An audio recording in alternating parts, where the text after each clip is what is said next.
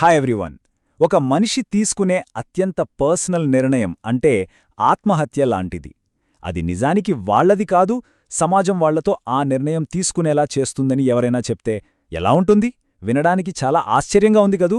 ఈరోజు మనం సోషియాలజీలోనే ఒక విప్లవాత్మకమైన, చాలా సవాలుతో కూడిన సిద్ధాంతం గురించి మాట్లాడుకోపోతున్నాం. అదే ఎమిల్ డుర్ఖైమ్స్ థియరీ ఆఫ్ సూసైడ్. ఆత్మహత్య ఈ పదం వినగానే మనందరి మధ్యలో మెదిలేది ఒక వ్యక్తిగత విషాదం. అది కేవలం ఒక వ్యక్తి యొక్క మానసిక వేదన, వాళ్ల అంతర్గత పోరాటం అనే కదా మనం సాధారణంగా అనుకుంటాం. కానీ ఒకసారి ఆలోచించండి, దీనికి సమాజానికి అసలు సంబంధమే లేదా? ఇది నిజంగా కేవలం ఒక వ్యక్తికి సంబంధించిన విషయమేనా? అయితే సరిగ్గా ఇదే ప్రశ్నకు 1897లో ఒక సోషియాలజిస్ట్ ఒక షాకింగ్ ఆన్సర్ ఇచ్చారు. కాదు, ఇది వ్యక్తిగత విషయం కాదు అని. ఆయనే ఎమీల్ డర్ఖైమ్. తన ఫేమస్ బుక్ లీ స్విసైడ్లో ఆత్మహత్యను ఎవరూ ఊహించని ఒక సరికొత్త కోణంలో మన ముందు పెట్టారు. డర్ఖైమ్ ఆలోచనలకి పునాది లాంటిది సోషల్ ఫ్యాక్ట్ అనే ఈ కాన్సెప్ట్. మరి ఏంటిది సోషల్ ఫ్యాక్ట్ అంటే?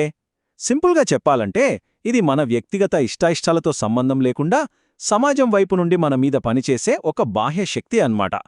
ఇది మన ప్రవర్తనను కంట్రోల్ చేస్తుంది. ఇంకా చెప్పాలంటే స్టాటిస్టిక్స్ అంటే గణాంకాల ద్వారా దీని ప్రభావాన్ని మనం కొలవగలం. డర్ఖైమ్ ప్రకారం ఆత్మహత్య అనేదొక వ్యక్తిగత చర్య కాదు, అదొక సోషల్ ఫ్యాక్ట్. మరి సమాజం ఒక వ్యక్తిని ఎలా ప్రభావితం చేస్తుంది? డర్ఖైమ్ ప్రకారం దీని వెనక రెండు ముఖ్యమైన సామాజిక శక్తులు పనిచేస్తాయి. చెప్పాలంటే ఈ రెండు శక్తులే ఈ మొత్తం థియరీకి ఒక ఇంజిన్ లాంటివి. అవేంటో చూద్దాం. మొదటిది సోషల్ ఇంటిగ్రేషన్. అంటే మన ఫ్యామిలీ, కమ్యూనిటీ, మతం లాంటి గ్రూప్స్తో మనం ఎంత కనెక్ట్ అయ్యున్నామనేది, మనలో మేము అనే ఫీలింగ్. రెండోది సోషల్ రెగ్యులేషన్. అంటే సమాజంలోని రూల్స్, విలువలు మనల్ని ఎంతవరకు కంట్రోల్ చేస్తున్నాయి, మనకు ఏది దారి చూపిస్తున్నాయి అనేది. దుర్ఖైమ్ చెప్పిన అసలు కీలకమైన పాయింట్ ఇక్కడే ఉంది.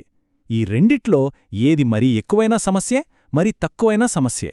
ఈ బ్యాలెన్స్ దెబ్బతిన్నప్పుడే ఆత్మహత్యలకు దారితీస్తుందని ఆయన చెప్పారు. సరే, ఈ సోషల్ ఇంటిగ్రేషన్, సోషల్ రెగ్యులేషన్ మధ్య బ్యాలెన్స్ దెబ్బతింటే ఏమవుతుంది? అప్పుడే మనకు 4 రకాల ఆత్మహత్యలు కనిపిస్తాయని డర్ఖైమ్ చెప్పారు. ప్రతి రకం కూడా ఒక స్పెసిఫిక్ ఇంబ్యాలెన్స్ను చూపిస్తుంది. అవేంటో ఒక్కొక్కటిగా చూద్దాం. Okay, first type egoistic suicide. పేర్లోనే ఉంది కదా, ఈగో అని.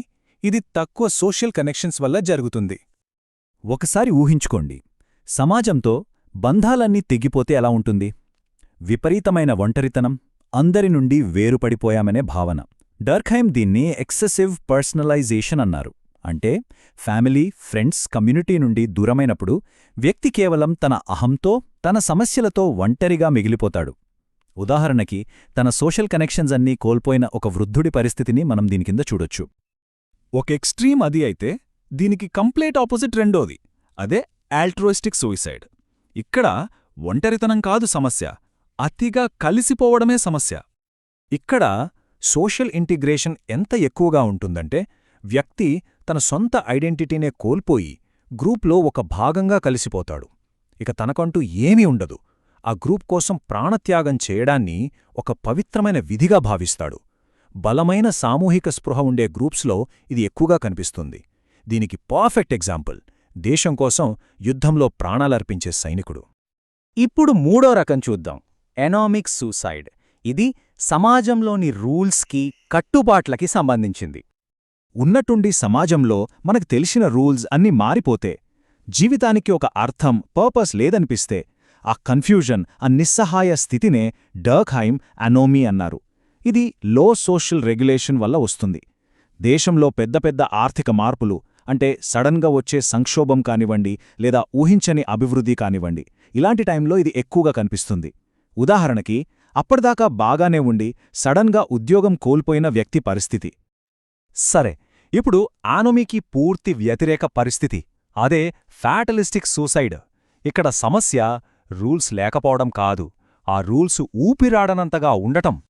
ఎక్సెసివ్ సోషల్ రెగ్యులేషన్ అంటే ఒక వ్యక్తి జీవితం పూర్తిగా అణిచివేతకు, నియంత్రణకు గురవుతుంది.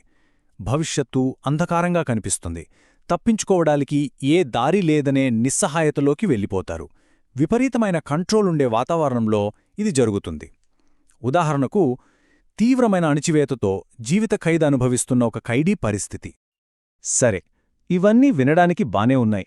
కానీ ఇదంతా కేవలం ఒక థియరీ మాత్రమేనా? వీటికేమైనా ఆధారాలున్నాయా? ఖచ్చితంగా ఉన్నాయి. డర్కేమ్ తన వాదనలను నిరూపించడానికి కేవలం ఊహించలేదు. ఆయన అప్పటి డేటాను, స్టాటిస్టిక్స్ను లోతుగా అనలైజ్ చేసి ఆధారాలు చూపించారు.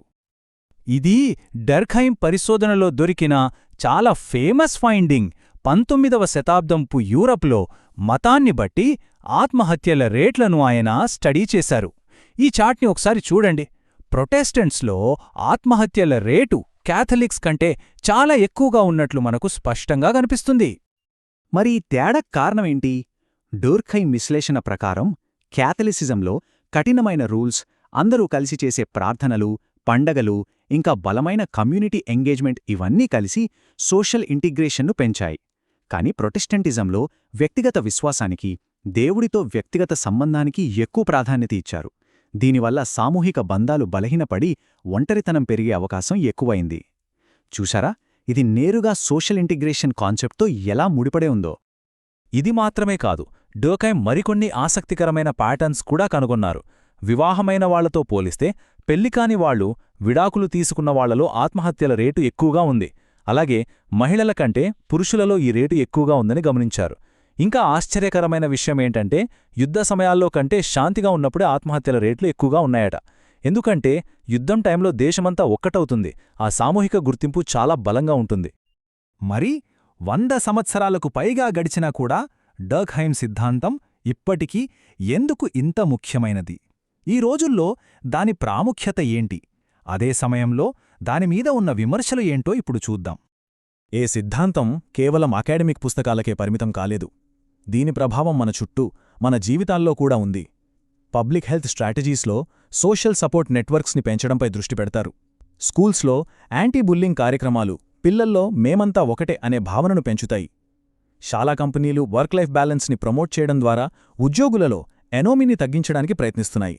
ఇవన్నీ డర్ఖైమ్ ఆలోచనల యొక్క ఆధునిక రూపాలే.